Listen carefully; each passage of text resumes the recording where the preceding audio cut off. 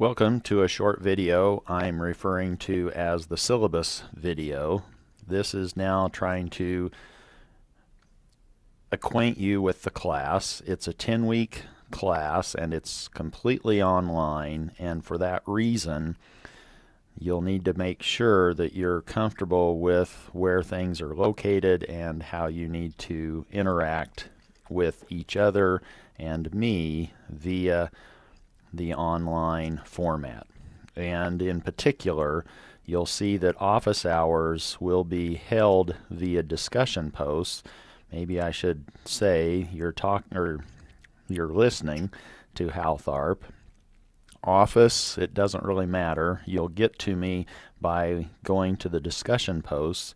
If you go to the course homepage and click on discussions, you will now see different forums and different topics within those forums. I've tried to organize these discussion items so that now if we're dealing with Unit 1, which is on modeling, you can click on that particular forum and introduce a topic that you might have questions on, and I will then go in there and try to respond to your questions as if you were asking them during office hours. We'll have discussion posts for homework, all 10 of the homework assignments. We will have discussion posts for the exams, 3 of those and a final, and we will have discussion posts for the project. And there may be other discussion posts that will be created as a as needed basis.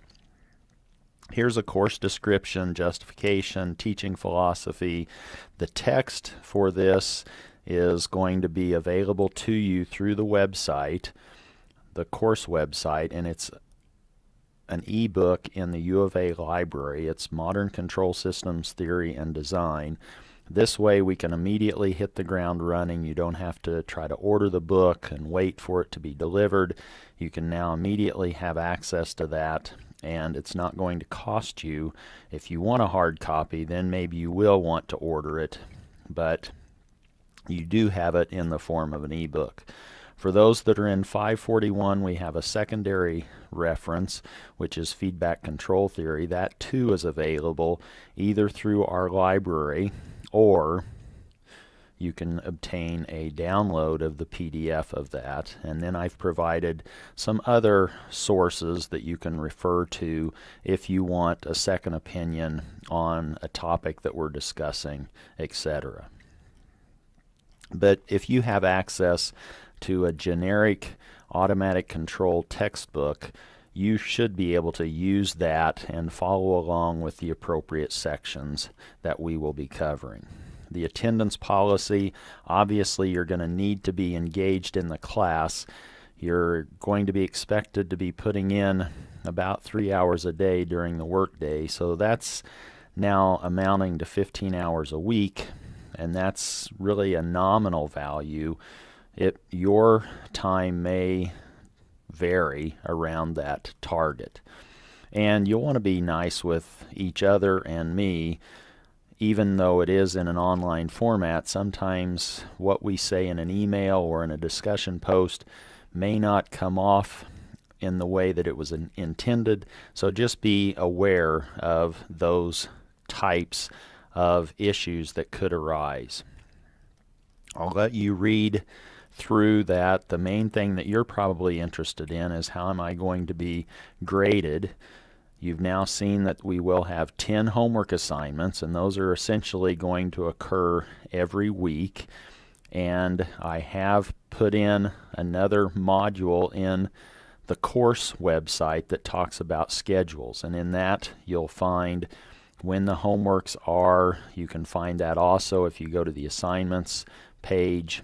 But here are the homeworks and the exams, and what other components we have. We have labs that I will now provide you with the data. I will be the one going physically into the lab and executing the lab. I will now try to figure out an effective way for you to interact with that process so that you're now doing the analysis, you're doing the design, and maybe we'll get some videos in there so that you can see what the impact of some of your design decisions might have been on the particular system that we will be using. The 541 students will in fact be doing a project, and I believe right now I'm viewing that as a focused literature project or report, and not so much a literature review, because I'm not expecting you to review 30 or 100 papers, but maybe a few papers, and that's why I'm calling it more of a literature report, somewhat like a book report, but it's on scientific journals that you will be able to access. There are the dates of your exams. The homeworks, as I said, will be weekly. Our final exam is on the last day of class, which is the 7th of August. The labs themselves are scheduled to be turned in on about a 3-week interval. Lab 1, you'll want to know the contents for Lab 1 prior to Exam 1, even though it's due after Exam 1, and likewise for the next 2 labs. Those will give you content and material that you'll want to know before the respective exams, Exam 2 and Exam 3. There will be one day in the semester, the 10-week semester, that I won't require you to be responsible for watching or participating in the lecture. That's July 4th, but that might be a day that you catch up or really start to investigate or invest your time effectively.